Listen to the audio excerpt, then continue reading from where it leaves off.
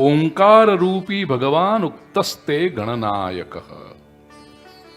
ये जो गणेश तत्व है, गणनायक है, ये ओंकार स्वरूप है।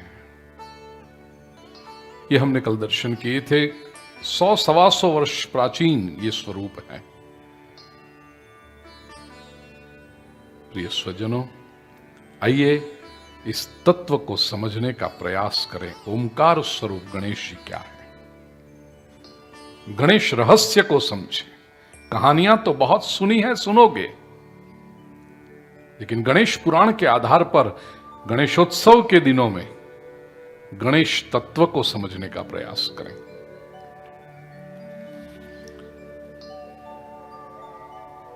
ग्रंथ के आरंभ में मैंने कहा था कि 4 उपनिषद केवल गणेश तत्व की महिमा करने के लिए हमारे श्रुति साहित्य में और लेटर वैदिक एज में प्राप्त हुए हैं।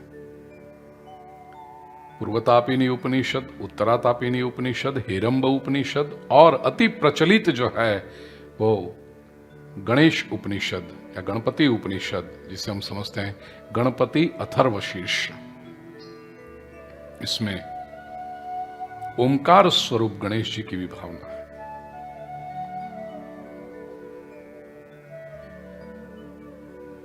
ओंकार तत्व क्या है? ब्रह्म का, जो ब्रह्म निर्गुण निराकार है, उस ब्रह्म का प्रथम निराकार और साकार के बीच में जो सेतु है, वैसा स्वरूप यह ओंकार है। साकार मूर्ति हमें पता है, लेकिन ओंकार यह प्रतीकात्मक मैनिफेस्टेशन है, एक्सप्रेशन है निर्गुण निराकार ब्रह्म का। ओंकार के ध्वनि में ही ऊर्जा है। शिविरों में आप आए हैं तो पता है, ओंकार के ध्वनि में जो ऊर्जा है। कितने उपनिषदों में भी, कठोपनिषद,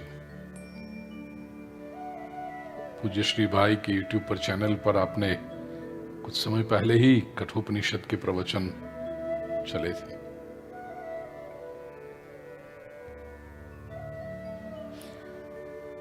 यमराज और नचिकेता के बीच संवाद है। 7 वर्ष का बालक नचिकेता यमराज के पास पहुंच जाता है। कहानी में अभी मैं जाना नहीं चाहता। पिता के द्वारा भेजा गया है और पहुंच जाता है। 3 दिन और 3 रात्रि तक यम के द्वार पर बैठा रहता है। यमराज बाहर गए, जब लौटते हैं देखते हैं कि तेजस्वी ब्राह्मण पुत्र मेरे द्वार पर अन्न जल लिए बिना बैठा है। वरदान मांगो तुम। 3 वरान वृणीष्व, 3 वरदान मांगो। पहला वरदान मांगता है, मेरे पिताजी ने जो आक्रोश में आकर आपके पास मुझे भेजा है, मैं जब वहां लौटूं वापस पिताजी के पास, तो उनका क्रोध शांत हो जाए। कितने संस्कारी बालक हुआ करते थे प्राचीन भारत में। देखिए, पिताजी ने आक्रोश किया है,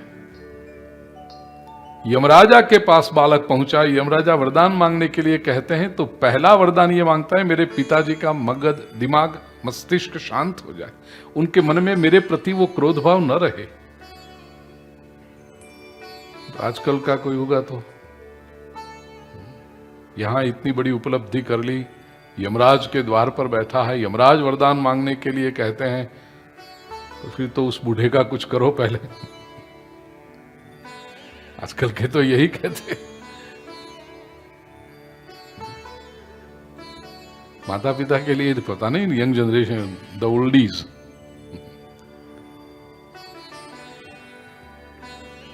नचिकेता कहता है कि मेरे पिता का आक्रोश शांत हो जाए। दूसरा वरदान, तीसरा वरदान ब्रह्म विद्या का वरदान मांगता है। यमराजा बहुत ना कहते हैं कि तुम बहुत छोटे हो, और कुछ मांग लो। नचिकेता कहता है, ये आप कठोपनिषद सुनना, पता चलेगा पूरा क्या है, मैं कहानी में नहीं जाना चाहता।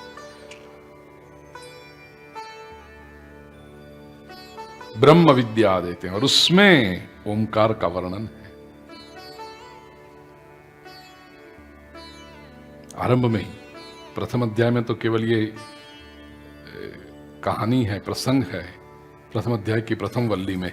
और दूसरी वल्ली में जब यमराज उपदेश शुरू करते हैं तो दूसरी वल्ली के 15वां मंत्र, 17वां मंत्र, 15, 16, 17 3 मंत्र ओंकार के बारे में।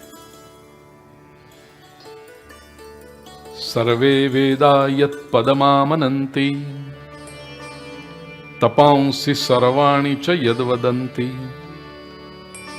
यदिच्छन्तो ब्रह्मचर्यं चरन्ति तत्ते पदं संग्रहेण प्रवक्ष्ये ओमित्येतत्।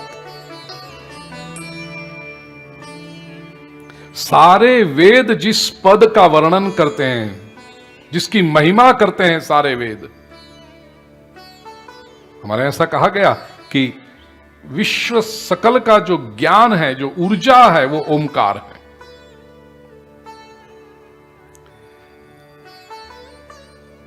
ओंकार में से फिर त्रिपदा गायत्री बनी, 24 अक्षर, 8 अक्षर के 3 चरण। तत्सवितुर्वरेण्यम भर्गो देवस्य धीमहि धियो यो नः प्रचोदयात्। ये 8 अक्षर के 3 चरण ओंकार में से। पहले तो ओम, फिर व्याहृति 3, भू भुव स्व, फिर उसके 3 चरण गायत्री के। 3 चरण में से 3 वेद, ऋक यजु साम, और फिर ये पूरी सृष्टि का ज्ञान तो कहां से उत्पन्न हुआ? ओंकार में से। सर्वे वेदा यत् पदमामनन्ति, सारे वेद जिस पद की महिमा करते हैं, ओंकार की। तपांसि सर्वाणि च यद्वदन्, सारे तपस्वी लोग तप किस लिए करते हैं? क्या अनुभव चाहिए उन्हें? ओंकार का अनुभव चाहिए। यदिच्छन्तो ब्रह्मचर्यं चरन्ति, ब्रह्मचर्य का भी आचरण जो करते हैं योगी, वैरागी, क्यों? इसकी उनकी इच्छा ही यही है, ओंकार का अनुभव हो जाए। तत्ते पदम संग्रहेण प्रवक्ष्याय,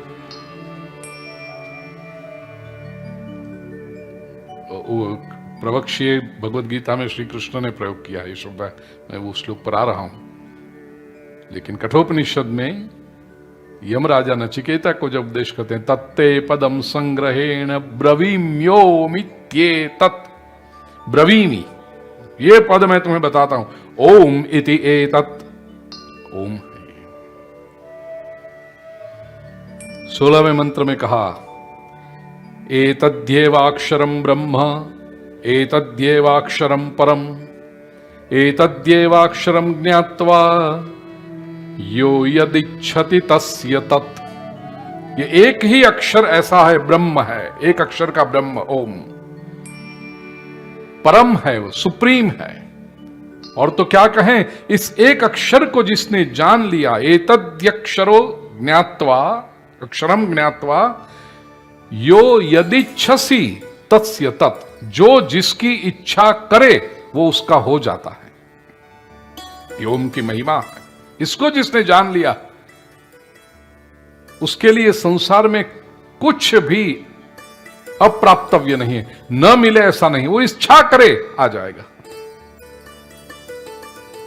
एतदालंबनम श्रेष्ठम एतदालंबनम परम एतदालंबनम ज्ञात्वा ब्रह्मलोके महीयते। इसलिए आलंबन क्यों करते हो? जीवन में कुछ चाहिए तो इसके पैर पकड़ो, उसकी दाढ़ी में हाथ डालो, इसके कुछ करो, इसकी वाह छोड़ो, एक ओंकार के प्रति आ जाओ, ब्रह्म के प्रति आ जाओ। एतदालंबनम श्रेष्ठम, आलंबन आधार रखना है तो इसी का रखो। एतदालंबनम परम, ये ओंकार का आलंबन ही श्रेष्ठ है, परम है, सुप्रीम है। और इसको जो कर लेता है, जान लेता है, ब्रह्मलोके महीयते,